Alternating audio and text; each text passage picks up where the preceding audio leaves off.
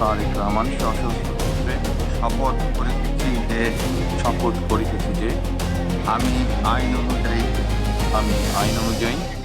तारिक रहमान बांग्लादेश के नए प्रधानमंत्री के तौर पर शपथ ले चुके हैं।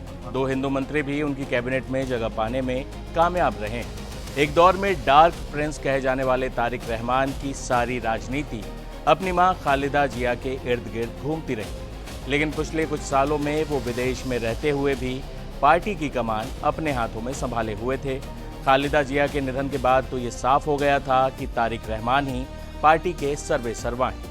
दुर्भाग्य से बांग्लादेश हो या पाकिस्तान, उसमें नेताओं के नाम के आगे पूर्व लगते ही निर्वासन या हत्या की तलवार लटकने लगती।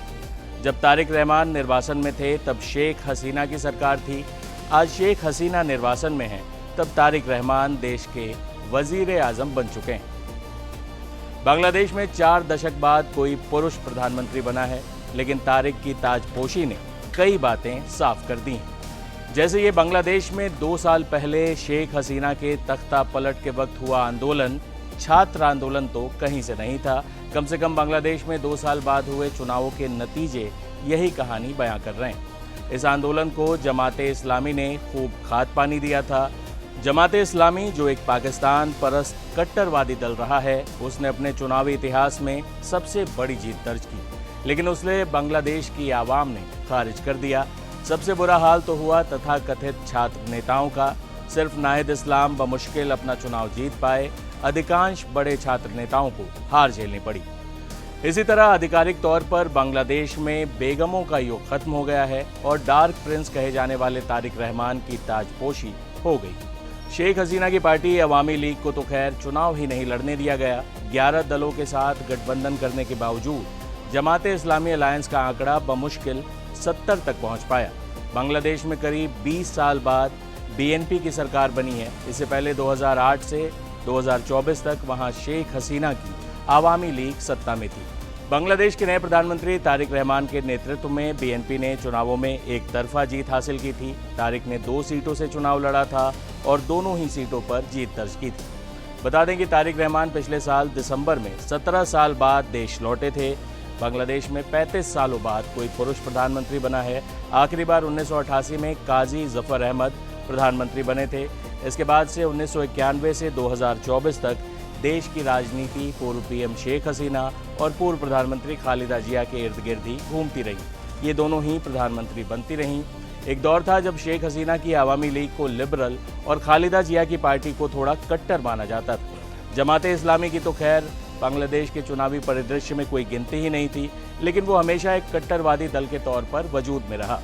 लेकिन 2026 के चुनावों में कट्टर और कम कट्टर में से एक चुनना था, क्योंकि तथाकथित छात्र आंदोलन के नेता तो जमाते इस्लामी से गठबंधन कर चुके थे। उन्हें बांग्लादेश की जनता ने बुरी तरह हराया है।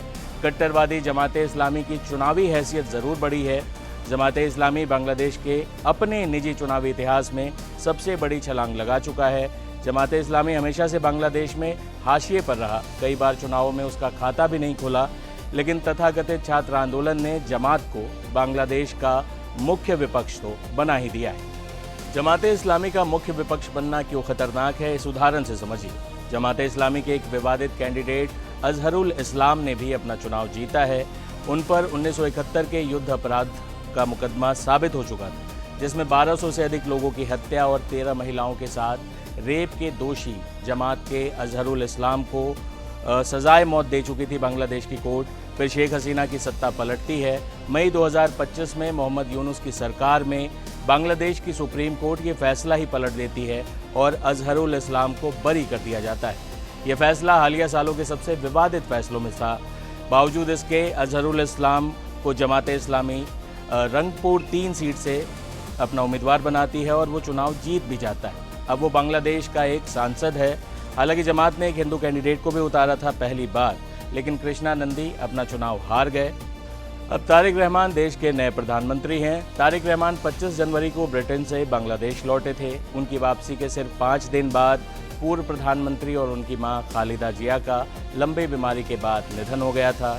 इसके बाद बांग्लादेश नेशनलिस्ट पार्टी बीएनपी की कमान पूरी तरह तारिक रहमान के हाथों में आ गई थी। बता दें कि तारिक रहमान पर 2001 से 2006 के बीएनपी शासनकाल में भ्रष्टाचार के आरोप लगे थे। 2007 में अंतरिम सरकार के दौरान उन्हें 18 महीने जेल में भी रहना पड़ा था। गिरफ्तारी से बचने के लिए तारिक 2008 में लंदन भाग गए थे।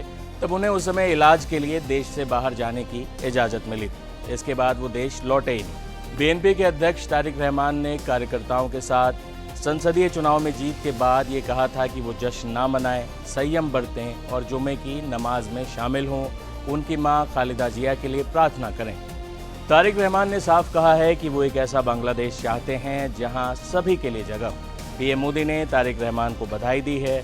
स्पीकर ओम बिरला भी तारिक रहमान के शपथ ग्रहण में पहुंचे थे। खालिदा जिया के निधन के वक्त विदेश मंत्री एस जयशंकर भी वहां पहुंचे थे। एस जयशंकर ने भी तारिक रहमान की जीत पर बधाई दी और ट्वीट किया कि वो उनके साथ काम करने को उत्सुक हैं। शेख हसीना की पार्टी अवामी लीग बांग्लादेश में बैन है। शेख हसीना भारत में निर्वासन की जिंदगी गुजार रही हैं। ऐसे में अवामी लीग के लिबरल वोटर्स ने भी कट्टर जमात की जगह लोकतांत्रिक बीएनपी को वोट दिया। बांग्लादेश में बेगमों का युग खत्म हो गया, प्रिंस की ताजपोशी हो गई। मरहूम खालिदा जिया अपने बेटे को प्रधानमंत्री बनते तो नहीं देख पाई, लेकिन ये विरासत तारिक रहमान के पिता ने बनाई और उनकी मां खालिदा जिया ने इसे बुलंदियों तक पहुंचाया। तारिक रहमान के ऊपर जिम्मेदारियां बड़ी हैं तो वो भी एक नेपो किड ही, लेकिन हमने नोबेल विजेता मोहम्मद यूनुस को भी देखा कि उनके राज में कैसे भारत और बांग्लादेश के संबंध अपने सबसे खराब दौर में आ गए। जिस भारत ने बांग्लादेश को आज़ाद कराया था वो वहीं दुश्मन की तरह देखे जाने लगा, और जिस पाकिस्तान से बांग्लादेश ने आज़ादी पाई थी यूनुस उसकी ही गोद में बैठ गए। ऐसे में तारिक रहमान उनसे बुरे तो कतई साबित नहीं हो सकते। बहरहाल भारत उम्मीद करेगा, जैसा कि तारिक रहमान ने कहा भी है, कि वो भारत के साथ अच्छे संबंध चाहते हैं। बांग्लादेश के साथ हमारे संबंध बेहतर हों। एक स्थिर, शांत और मित्रवत बांग्लादेश भारत के लिए भी बेहद जरूरी। जीरो हमने इन्वेंट किया, हमने बताया दुनिया को, जहां योग है वहां रोग नहीं। सबसे पुरानी सभ्यता है हमारी। गुलामी से तो और देश भी लड़े भाई, पर आजादी के लिए अहिंसा का रास्ता बस हमारा था। अपने पसीने से जमीन सींचता किसान और घर में घुसकर मारने वाले जवान, बस इसी मिट्टी ने जने। इसके हाथ ने जब थामा जज्बा तो इतिहास रचे। कदम बढ़ाए तो चांद का वो हिस्सा चूमा भाई, जहां कोई कभी नहीं पहुंचा। आज पूरी दुनिया में शान से लहरा रहा है तिरंगा, और इसके पीछे है गर्व से भरी अनगिनत कहानियां जो लिखी जा चुकी हैं और लिखी जा रही हैं, जिन्हें मैं सुनाऊंगा आपको राष्ट्रगर्व रोज शाम 6:25 पर।